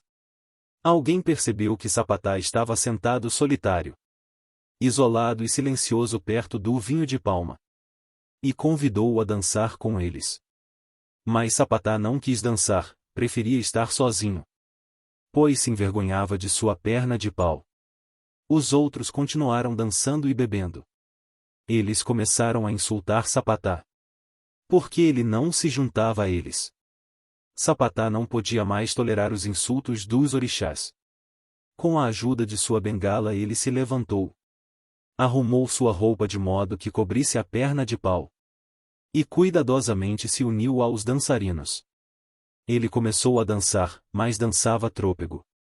Além do mais, tinha bebido muito vinho de palma. Os outros também estavam bêbados. E ao dançar esbarravam uns nos outros. Um dos orixás esbarrou em Sapatá. E Sapatá caiu estatelado no chão. Sua perna de madeira foi exposta e todos viram. Os orixás riram e começaram a zombar dele. Sapatá sentiu-se profundamente humilhado. E a cólera tomou conta dele. Então começou a golpear e golpear com seu bastão, atingindo vários dos convivas. Os orixás foram tomados de surpresa e susto. Mas tão embriagados estavam, que não sabiam como proceder. Só quando sentiram nas costas os golpes de Sapatá, é que começaram a correr. Eles fugiram em todas as direções. A dança acabou e Sapatá ficou sozinho no salão. Os orixás foram para suas casas. Todos os que foram tocados pelo bastão de Sapatá adoeceram. Seus olhos ficaram vermelhos e bexigas espocaram em sua pele. As notícias do incidente chegaram aos ouvidos de Obatalá. Obatalá ficou bravo. Sim, os orixás tinham humilhado Sapatá indevidamente. E não deviam ter se comportado assim grosseiramente. Mas Sapatá não devia ter feito justiça com as próprias mãos, punindo-os com a varíola. Por isso Sapatá devia ser punido também. Obatalá foi até a casa de Sapatá para julgá-lo. Sapatá viu Obatalá se aproximando e fugiu para dentro da mata. Ao saber que Sapatá havia fugido para a mata, Obatalá sentenciou que ele devia permanecer lá para sempre, pois não era uma pessoa confiável para viver na comunidade. Daquela ocasião em diante, Sapatá viveu sozinho na mata. Uma vez ou outra ele causa varíola em orixás e humanos.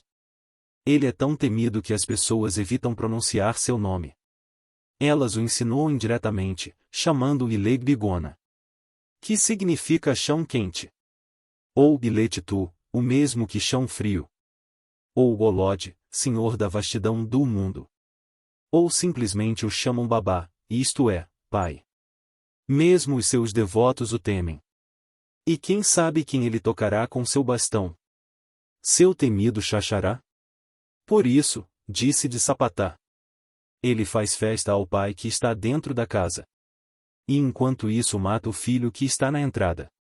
103. Omulu ganha as pérolas de Iemanjá. Omulu foi salvo por Iemanjá. Quando sua mãe, Nanã Burucu, ao vê-lo doente, coberto de chagas, purulento, abandonou-o numa gruta perto da praia. Iemanjá recolheu Omulu e o lavou com a água do mar. O sal da água secou suas feridas. Omulu tornou-se um homem vigoroso. Mas ainda carregava as cicatrizes, as marcas feias da varíola. Iemanjá confeccionou para ele uma roupa toda de ráfia. E com ela ele escondia as marcas de suas doenças. Ele era um homem poderoso. Andava pelas aldeias e por onde passava. Deixava um rastro ora de cura, ora de saúde, ora de doença. Mas continuava sendo um homem pobre. Iemanjá não se conformava com a pobreza do filho adotivo. Ela pensou: se eu dei a ele a cura, a saúde. Não posso deixar que seja sempre um homem pobre. Ficou imaginando quais riquezas poderia dar a ele. Iemanjá era dona da pesca, tinha os peixes, os polvos, os caramujos, as conchas, os corais. Tudo aquilo que dava vida ao oceano. Pertencia à sua mãe, Olokun. E ela dera tudo a Iemanjá. Iemanjá resolveu então ver suas joias. Tinha algumas, mas enfeitava-se mesmo era com algas. Ela enfeitava-se com a água do mar, vestia-se de espuma. Ela adornava-se com o reflexo de Oxu, a lua. Mas Iemanjá tinha uma grande riqueza. E essa riqueza eram as pérolas que as ostras fabricavam para ela. Iemanjá, muito contente com a sua lembrança, chamou Omulu e lhe disse: de hoje em diante, és tu quem cuidas das pérolas do mar. Serás assim chamado de Gelolu, o senhor das pérolas. Por isso as pérolas pertencem a Omulu. Por baixo de sua roupa de ráfia, enfeitando seu corpo marcado de chagas, Omulu ostenta colares e mais colares de pérola. Belíssimos colares. 104. Chapanã é proclamado senhor da terra. Em terras iorubais havia um homem chamado Chapanã. Avesso aos preceitos morais, levava uma vida dissoluta. Acabou contagiado por várias enfermidades que assolavam a terra. Não obedecia aos conselhos das divindades e dos adivinhos. Teve varíola, doenças venéreas, males de todo tipo. Por determinação dos orixás, Chapanã foi sendo mutilado mais e mais pelas doenças, não sendo acolhido nem mesmo por seus filhos. No entanto, foi visto com misericórdia por Exu. Os orixás determinaram que Chapanã não falaria mais no oráculo, para não mais se saber das epidemias e doenças. Ficaria encerrado em uma panela de barro, com a tampa emborcada, escondendo todos os segredos das epidemias. Chapanã foi expulso do reino. Dizia-se que com ele também a morte havia partido. E todos festejaram. No seu caminho para o exílio, Chapanã encontrou Exu, que, penalizado, levou-o até Orumilá. O sábio leu o futuro de Chapanã e o mandou fazer ebós. Recomendou que sempre andasse acompanhado por cachorros, pois era isso o que dizia seu Odu. Assim seria respeitado e louvado em uma terra que enfim chegaria. Chapanã fez as oferendas como foi recomendado. Acompanhado pelos cães que adotou, continuou seguindo seu caminho. Um dia chegou ao Daomé, onde reinava um cruel tirano. O rei sem coração estava morrendo de peste. Todos já sabiam que a peste e Chapanã eram a mesma coisa. O rei mandou que levassem Chapanã a seu palácio. Ao ver Chapanã, o rei prostrou-se a seus pés e pediu perdão por todas as suas atrocidades. Chapanã fez oferendas e Olofim mandou a chuva. E a chuva cavou um buraco aos pés do governante. E o buraco tragou todas as más ações do enfermo rei. O rei foi curado de seus males. Chapanã foi adorado e respeitado nas terras do Daomé, onde é sempre precedido por Exu. Lá ele ocupa lugar importante no tabuleiro de Ifá. Lá Chapanã foi chamado Obaluaê, o senhor da terra. 105. Obaluaê morre e é ressuscitado a pedido de Oxum. Obaluaê era muito mulherengo, um galanteador incansável, um conquistador quanto mais. Mas era um homem sem disciplina. E não obedecia a mando algum que fosse. Durante o período de um rito, Orumilá advertiu que todos se abstivessem de sexo, também Obaluaê. Mas ele não cumpriu a interdição. Pensava estar acima dos Euós, dos tabus. Naquela mesma noite possuiu uma de suas mulheres. Na manhã seguinte Obaluaê tinha o corpo coberto de chagas. As mulheres de Obaluaê foram à casa de Orumilá e lhe pediram que intercedesse junto ao Olofim Olodumare, para que ele desse o perdão a Obaluaê. O grande rei não concedeu o perdão. Obaluaê morreu. Orumilá não se deu por vencido. Espalhou o mel de Oxum em todo o palácio de Olofim. E Olofim ficou deliciado com a oferenda. Quem havia despejado tal iguaria em sua casa? Perguntou Olofim a Orumilá. Havia sido uma mulher, foi a resposta. Olofim mandou chamar todas as mulheres. A última a chegar foi Oxum. E ela confirmou. Sim, era dela, de Oxum, aquele doce farto mel. Olofim pediu-lhe mais doçura, mais mel. Para isso tinha ele convocado as mulheres. Oxum disse que sim. Que lhe daria o mel, tanto quanto ele quisesse. Mas tinha também o seu pedido. Olofim devia ressuscitar Obaluaê. Olofim aceitou a condição de Oxum. Mas Obaluaê viveu para sempre com o corpo em chagas. Esse castigo Olofim não retirou. 106. Chapanã ganha seu culto entre os Yorubais. Chapanã vivia no Daomé. Ele conhecia um grande número de feitiços, que usava para promover muitas guerras. Por isso o povo do Daomé o expulsou. Chapanã, então, partiu para Oió com toda a sua família.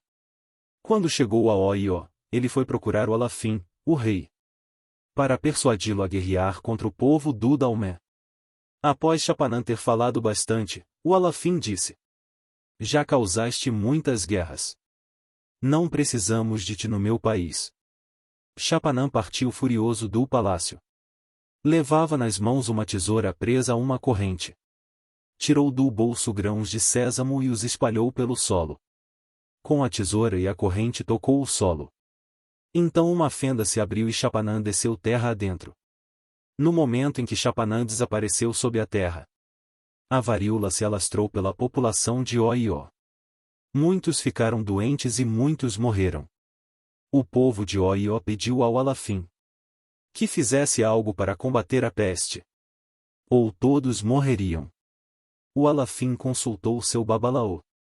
O Alafim deveria levar um pote cheio de água ao local onde Chapanã havia desaparecido. Ali ele encontraria a tesoura e a corrente de Chapanã, as quais deveriam ser depositadas no pote. Aspergindo a água do pote nos enfermos, eles se recuperariam. Assim foi feito e os enfermos foram curados. Para que a enfermidade não voltasse a atacar, deveriam ser realizados sacrifícios para Chapanã. Todas as espécies de animais deveriam ser oferecidas. Mas não se poderia usar instrumento de metal no sacrifício. Os animais deveriam ser esticados até a morte e cortados em pedaços com facas de madeira. Quando se realizava o sacrifício pela primeira vez, um besouro apareceu voando em torno do pote de Chapanã. Ninguém conseguia espantar, prender ou matar o besouro. Sem saber o que fazer, foram procurar o babalaô, que disse ser aquele inseto mensageiro de Chapanã. Chapanã deve receber sempre sacrifícios e oferendas, para que não volte a mandar pestes e doenças. 107. Sapatá torna-se rei na terra dos Jejes. Quando se formou o mundo, Sapatá levava uma vida desregrada e não cumpria com os mandatos de Olofim. Sapatá foi muito mulherengo e contraiu terríveis doenças contagiosas. Um dia, chegou a peste às terras iorubais. Os sacerdotes consultaram os deuses no jogo de búzios. E o jogo revelou um Odu ameaçador.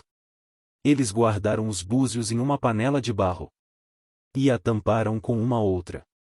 Imaginavam controlar a enfermidade, aprisionando-a naquele recipiente. Sapatá foi acusado de ter atraído a peste. Para que pudesse reabilitar-se do terrível crime, deveria cumprir a tarefa que lhe foi designada: jogar água na panela que continha a peste, enquanto eram pronunciados os encantamentos.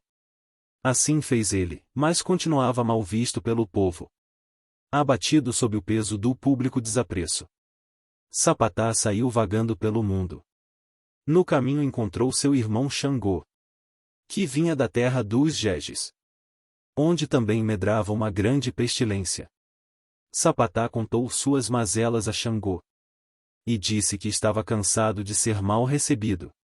Xangô, então, ensinou o irmão a praticar a cura, usando azeite de dendê, pão, milho tostado e pipoca, além de dar muitas receitas de magia curativa. Segredos que ganhará de Ossain. Xangô disse a Sapatá que ele deveria ir curar os Jejes, que estavam esperando por alguém que os salvasse. Sapatá aceitou o conselho de Xangô. Foi e curou os doentes daquele país. Em retribuição, Sapatá foi muito bem tratado pelos Jejes. E mais tarde por eles aclamado seu rei, seu senhor. 108. 25. 26. 27. 28. 29. Oxumaré. Oxumaré desenha o arco-íris no céu para estancar a chuva. Conta-se que Oxumaré não tinha simpatia pela chuva. Toda vez que ela reunia suas nuvens e molhava a terra por muito tempo, Oxumaré apontava para o céu ameaçadoramente com sua faca de bronze e fazia com que chuva desaparecesse, dando lugar ao arco-íris. Um dia Olodumare contraiu uma moléstia que o cegou. Chamou Oxumaré, que da cegueira o curou. Olodumare temia, entretanto, perder de novo a visão. E não permitiu que Oxumaré voltasse à terra para morar. Para ter Oxumaré por perto, determinou que morasse com ele. E que só de vez em quando viesse à terra em visita, mas só em visita. Enquanto Oxumaré não vem à terra, todos podem vê-lo no céu com sua faca de bronze, sempre se fazendo no arco-íris para estancar a chuva. 109. Oxumaré fica rico e respeitado. Oxumaré era um babalaô que atendia o rei de Ifé. Porém não era um homem de fama. Não tinha riquezas nem poder. Sentia-se humilhado, como humilhado viverá seu pai. Conhecido pelo nome de Senhor do Chale Colorido. Oxumaré estava triste e foi consultar um adivinho. Ele ensinou-lhe um ritual para tornar-se rico e poderoso. Deveria oferecer uma faca de bronze e 4 pombos, bem como oferecer búzios em boa quantidade. Oxumaré, obediente, pôs-se a fazer a oferenda. Mas, nessa mesma hora, o rei mandou chamá-lo. Oxumaré recusou-se a atender à ordem, dizendo que iria depois de terminada a cerimônia. O rei ficou enfurecido com a ousadia e deixou de pagar uma dívida a Oxumaré. Quando Oxumaré retornou à sua casa, recebeu um chamado de Olokun, rainha de um país vizinho, que necessitava de sua sabedoria para a cura de seu filho. Ifá foi consultado por Oxumaré, que fez as oferendas necessárias e curou o filho de Olokun. Em gratidão ela ofereceu-lhe riquezas, cavalos, escravos e um lindo pano azul. Retornando à casa com um inestimável tesouro, Oxumaré foi saudar o rei, que muito se admirou ao ver a opulência do babalaô antes tão pobre. Quis saber sobre os presentes recebidos. Oxumaré contou da cura do filho de Olokun. O rei, que tinha uma rivalidade nata com quem quer que fosse, não queria ficar abaixo de Olokun. Então ofereceu a Oxumaré uma roupa vermelha muito preciosa. E muitos outros presentes. Foi assim que Oxumaré tornou-se rico e respeitado. 110. Oxumaré transforma-se em cobra para escapar de Xangô. Oxumaré era um rapaz muito bonito e invejado. Suas roupas tinham todas as cores do arco-íris. E suas joias de ouro e bronze faiscavam de longe. Todos queriam aproximar-se de Oxumaré. Mulheres e homens, todos queriam seduzi-lo e com ele se casar. Mas Oxumaré era também muito contido e solitário. Preferia andar sozinho pela abóbada celeste, onde todos costumavam vê-lo em dia de chuva. Certa vez, Xangô viu Oxumaré passar, com todas as cores de seu traje e todo o brilho de seus metais. Xangô conhecia a fama de Oxumaré, de não deixar ninguém dele se aproximar. Preparou então uma armadilha para capturar o arco-íris. Mandou chamá-lo para uma audiência em seu palácio. E, quando Oxumaré entrou na sala do trono, os soldados de Xangô fecharam as portas e janelas, aprisionando Oxumaré junto com Xangô. Oxumaré ficou desesperado e tentou fugir. Mas todas as saídas estavam trancadas pelo lado de fora. Xangô tentava tomar Oxumaré nos braços. E Oxumaré escapava, correndo de um canto para outro. Não vendo como se livrar, Oxumaré pediu ajuda ao Lorum. E o Lorum ouviu sua súplica. No momento em que Xangô imobilizava Oxumaré foi transformado numa cobra, que Xangô largou com nojo e medo. A cobra deslizou pelo chão em movimentos rápidos e sinuosos. Havia uma pequena fresta entre a porta e o chão da sala. E foi por ali que escapou a cobra. Foi por ali que escapou Oxumaré. Assim livrou-se Oxumaré do assédio de Xangô. Quando Oxumaré e Xangô foram feitos orixás, Oxumaré foi encarregado de levar água da terra para o palácio de Xangô no Orum. Mas Xangô não pode nunca aproximar-se de Oxumaré. 111. Oxumaré usurpa a coroa de sua mãe Nanã. Oxumaré era filho de Nanã. No seu destino estava escrito que ele deveria ser 6 meses um monstro e 6 meses uma linda mulher. Aos poucos, a mulher Oxumaré revoltou-se com a mãe, pois não conseguia nunca uma relação de amor estável. Quando estava tudo bem com ela e seu amante, ela virava o monstro e afastava o companheiro. Um dia Oxumaré encontrou-se com Exu. Exu semeou um conflito maior entre o arco-íris e a velha Nanã. Exu convenceu Oxumaré que a velha deusa deveria pagar pelos males que atormentavam o seu filho. Exu aconselhou Oxumaré a tomar a coroa da nação Jeje, que pertencia a Nanã. Oxumaré foi ao palácio de Nanã e aterrorizou a todos na sua forma de serpente. Nanã suplicou-lhe que não matasse ninguém, tentando dissuadi-lo de seu objetivo. Mas acabou entregando a Oxumaré sua coroa. E Oxumaré foi coroado rei dos Jejes. 112. Oxumaré é morto por Xangô. Oxum era mulher de Xangô, mas vivia enrabixada por Oxumaré. Oxumaré era o mais bonito e atraente moço do lugar. E Xangô ficou embriagado de ciúme. Um dia, não suportando mais a ideia de perder Oxum para Oxumaré, Xangô chamou o possível rival para um duelo. Lutaram por 3 dias e 3 noites. Xangô era o mais hábil dos guerreiros. E já ganhará muitas guerras e vencerá muitas lutas. Oxumaré usava seu poder de dominar as cobras. Às vezes transformava-se em uma delas. E escapava dos golpes mortais do machado de Xangô. Mas Xangô venceu. Xangô matou Oxumaré. Muitos choraram a morte do moço tão bonito. Nanã, a inconformada mãe de Oxumaré, foi procurar a ajuda de Olodumare. Tão bonito era Oxumaré que o Senhor Supremo se condoeu e transformou Oxumaré no arco-íris.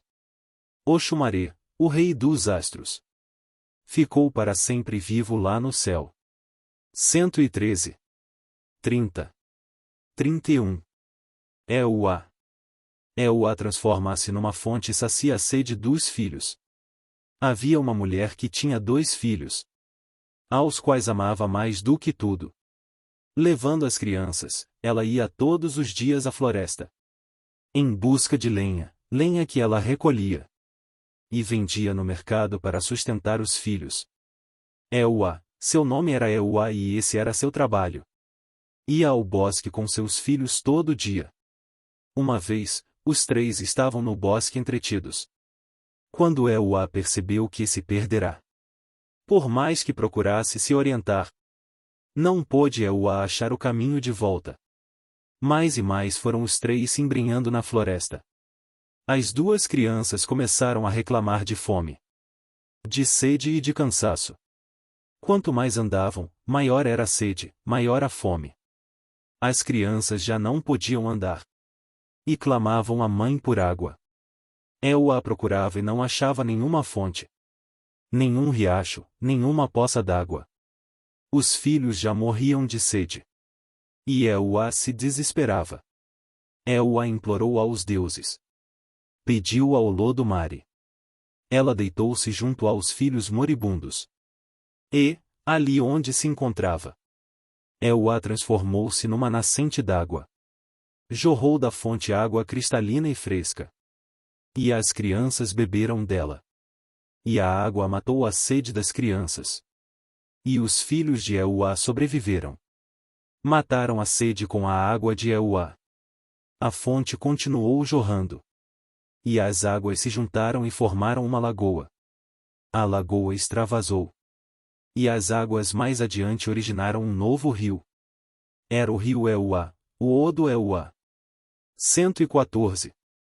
Euá transforma-se na névoa. Euá era filha de Nanã. Também filhos de Nanã eram Obaluaê, Oxumarei e Ossaim. Esses irmãos regiam o chão da terra. A terra, o solo, o subsolo, era tudo propriedade de Nanã e sua família. Nanã queria o melhor para seus filhos. Queria que Euá casasse com alguém que a amparasse. Nanã pediu a Orumilá bom casamento para Euá. Euá era linda e carinhosa. Mas ninguém se lembrou de oferecer sacrifício algum para garantir a empreitada. Vários príncipes ofereceram-se prontamente a desposar Euá. E eram tantos os pretendentes que logo uma contenda entre eles se armou. A concorrência pela mão da princesa transformou-se em pugna incessante e mortal. Jovens se digladiavam até a morte. Vinham de muito longe. Lutavam como valentes para conquistar sua beleza. Mas a cada vencedor, Euá não se decidia. Euá não aceitava o pretendente. Vinham novos candidatos e outros combates. Euá não conseguia decidir-se. Ainda que tão ansiosa estivesse para casar-se. E acabar de vez com o sangrento campeonato. Tudo estava feio e triste no reino de Nanã. A terra seca, o sol quase se apagara. Só a morte dos noivos imperava. Euá foi então à casa de Orumilá, para que ele ajudasse a resolver aquela situação desesperadora e pôr um fim àquela mortandade. Euá fez os ebós encomendados por Ifá. Os ventos mudaram, os céus se abriram, o sol escaldava a terra. E, para o espanto de todos, a princesa começou a desintegrar-se. Foi desaparecendo, perdendo a forma, até evaporar-se completamente e transformar-se em densa e branca bruma. E a névoa radiante de Euá espalhou-se pela terra. E na névoa da manhã Euá cantarolava feliz e radiante. Com força e expressões inigualáveis cantava a bruma. O Supremo Deus determinou então que Euá zelasse pelos indecisos amantes, olhasse seus problemas, guiasse suas relações. 115. Euá livra Orumilá da perseguição da morte. Orumilá era um babalaô que estava com um grande problema. Orumilá estava fugindo da morte, de Iku, que o queria pegar de todo jeito. Orumilá fugiu de casa para se esconder. Correu pelos campos. E ela sempre o perseguia obstinada. Correndo e correndo, Orumilá chegou ao rio. Viu uma linda mulher lavando roupa. Era Euá lavando roupa junto à margem. Por que corres assim, senhor? De quem tentas escapar? Orumilá só disse, Foges da morte, adivinhou Euá. Sim, respondeu ele. Euá então o acalmou. Ela o ajudaria. Euá escondeu Orumilá sob a tábua de lavar roupa, que na verdade era um tabuleiro de Ifá, com o fundo virado para cima. E continuou lavando e cantando alegremente. Então chegou Iku, esbaforida. Feia, nojenta, moscas envolvendo-lhe o corpo. Sangue gotejando pela pele. Um odor de matéria putrefata empestando o ar. A morte cumprimentou Euá e perguntou por Orumilá. Euá disse que ele atravessara o rio. E que àquela hora devia estar muito, muito longe. Muito além de outros 40 rios. A morte desistiu e foi-se embora resmungando. Euá tirou Orumilá de sob a tábua. E o levou para casa são e salvo. Preparou um cozido de preais e gafanhotos, servido com inhames bem pilados. À noite Orumilá dormiu com Euá. E Euá engravidou. Euá ficou feliz pela sua gravidez. E fez muitas oferendas a Ifá. Euá era uma mulher solteira. E Orumilá com ela se casou. Foi uma grande festa e todos cantavam e dançavam. Todos estavam felizes. Euá cantava, Orumilá me deu um filho. Orumilá cantava, Euá livrou-me da morte. Todos cantavam, Euá livra de Iku. Todos cantavam, Euá livra da morte. 116. Euá casa-se com Oxumaré.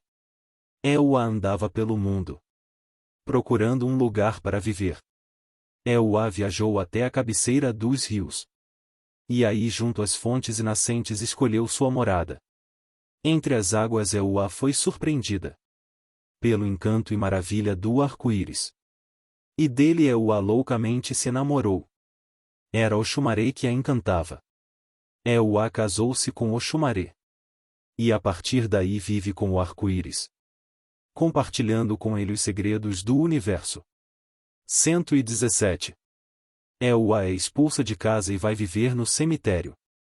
Euá era filha de Obatalá. E vivia com o pai em seu palácio. Era uma jovem linda, inteligente e casta. Euá nunca havia demonstrado interesse por homem algum. Um dia, chegou ao reino um jovem de nome Boromu. Dias depois todos já cochichavam que Euá estava enamorada do forasteiro. Obatalá riu-se da história pois confiava em sua filha. Obatalá garantiu que ela ainda era uma flor nova e não queria experimentar desse encanto. Passado algum tempo, Euá mudou. Tornou-se Euá triste, distante, distraída. Obatalá fez tudo para fazer a filha novamente feliz. Obatalá enviou a filha à terra dos homens. Ele não sabia que Euá carregava um filho em seu ventre. Uma noite, Euá sentiu as dores do parto e fugiu do palácio. Refugiou-se na mata, onde teve o filho. O rei foi informado do sumiço de Euá e mobilizou todo o reino para encontrar a filha. Boromu soube da fuga e partiu para procurá-la. Acabou por encontrar Euá desfalecida no chão de terra, coberta apenas por uma saia bordada com búzios.